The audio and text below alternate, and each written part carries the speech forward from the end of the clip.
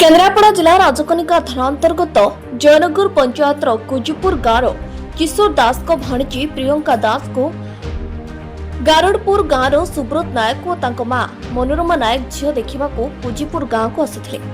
झील और पुओ किछि कथा हेबा लागि पुओ सुब्रत कहला पुओ और झील गोटे घरे कथा हेबाकु जाइथिले हेले सुब्रत घर कबाट बंद करी झील प्रियंका को एक छुरी रे गला काटि दैथिले।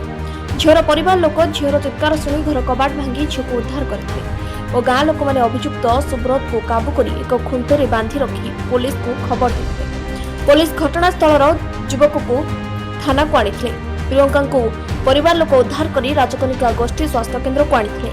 सेठारे चिकित्सा करने पर राजकनिका थाना प्रियंका मामू किशोर दास एतला देते। पुलिस थाना एक मामला रुजु कर युवक को गिरफ्त तदंत चलाई हेले पुलिस कैमेरा आगे किछि कहबाकू मना करछि।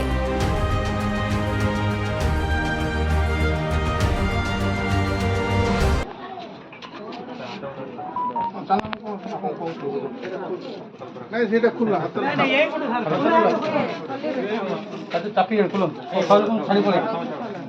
हाथ खराब हाथ खोल दो ना हाथ ना चापी ले के अपन को खुले हेलो अच्छी तरह हाथ हाथ खोला करे अरे खोलो खोलो त पण मु डेई साल को दूर पड़े हो ना गाया